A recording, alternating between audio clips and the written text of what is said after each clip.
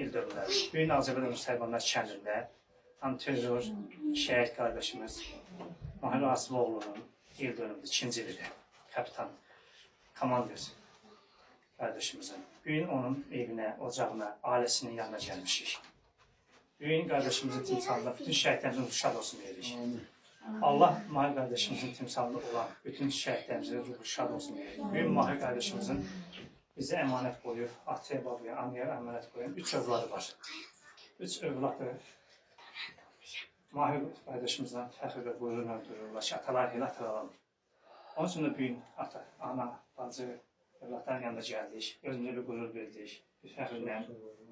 Allah rəhmət etsin deyirəm sizə. Balacı şad olsun. Allah 25 eləsin. Allah 25 eləsin. Ata, yoldaş, ana, balalar özləri söyləyən Mahirin haqqında gözəl kəlmələr, ləyələr biz də işlərik. Buyur ata.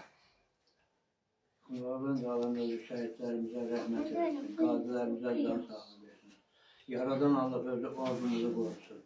Ne diyeyim vallahi, onlara ne desem öyle yaraşandır. Bu yoldaşı anası danışsın. Mahir kardeşimizin bir güzel balık kızı, 2 oğladı var, bu oğlanları. Allah onlara değmesin. Mahir balamızın, kardeşimizin 3 güzel nur çıraq balası var. Bu ocaqda Mahir kardeşimiz özü köçsə həmin balalara qaldı. Balalarına gələcəkdə atalar kimi gözəl uğurlar arzu edirik.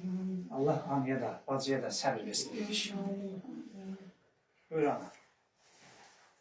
Yaxından çək. Allah bütün şehitlerine rahmet eylesin. Allah Mahir'in balalarına ömür versin. Atacının davranışı olsunlar, ataların adına layak evladı olsunlar. Mahir öyle bir evladıdır ki, vallahi onu ben yolda bilmirəm. Allah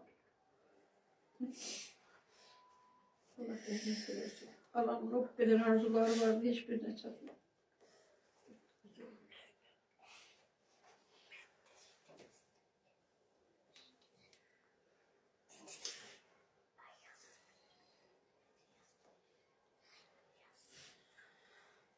Şimdi 500 bu dəvilər. Allah rahmet eylesin. Allah dağlarını değmesin. Daima bir səbir versin, yoldaşlar səbir versin. Yeri cennet olsun, mekanı cennet olsun. Amin Allah.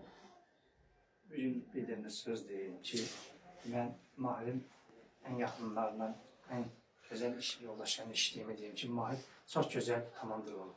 Çox gözəl əsgərlərinə, yoldaşlarına canan olub. Çok askerleri var. Ben de hemen değilim bana.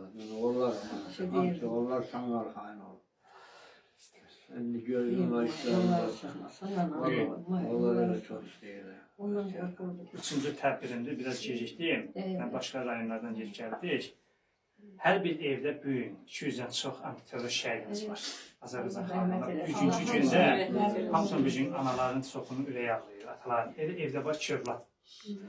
Şəhidin hamısı bizim babamız. Hamısı bizim Allah hamısını rəhmət eləsin. baş tacımızdır. Bugün biz bura Mahir kardeşimiz sayesinde gelmişik. Allah Qəhrəmançılığından danışsaq tutarmaz. Ailəsinə də səbir versin, ailəsinə can sağlığı versin, balaların Mahir kimi adlı sanlı oğul eləsin. Qardaş, Allah Teala sana çoxlu səbir versin. Fəxr elə ki, Mahir kimi oğlun var. Vallahi. Bugün düz ağır gündür. Atanın, ananın çırağı keçən gündür. Şam keçən gündür. Belə deyəlim, evdə şam yanıb keçir, övlad elədir. Buna nə eləmək olar? Kardeşimiz Mahir 3 tane güzel sizlere koyup hediye balası var. Allah o balaları değmesin. Allah o balaları size koyuncak versin. Bugün de Mahir kardeşimiz hamıya bir dərsdir, örnəkdir. Mahir kardeşimizin gözəl fədakarlığı, vətənpərvərliyi hamı dildə əzbərdir. Ata, başınız olsun deyirəm. Allah balaları rəhmət etsin. Şad olsun deyirəm. Dedim bu an ne işi var çalsa diyene kazandır vallahi talep edeyim. Hiç anlamadım. Fikirleşmeyip ki bir gün ceyran olunca şehirde Uymurda aynadır versen ceyran olmuş. Ceylan balamız atasının hakkında bu işi şiir değil. Atam nadir tapıldı. Ne versin?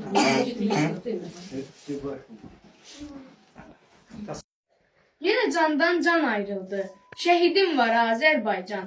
Vətən sağ olsun deyən igidim var Azərbaycan. Bu torpağa qan tökmüşük. Şəhid verib diz çökmüşük. Sanmasınlar biz ölmüşük. İgidim var Azərbaycan. Düşman bizə oyun qurdu. Viran etdi gözəl yurdu. Unutdular o bozqurdu. İgidim var Azərbaycan. Atam başlamaqla Allah bütün şəhidlərimizə rəhmət eləsin. Onların qarşısına Allah ailəsinə səbir versin.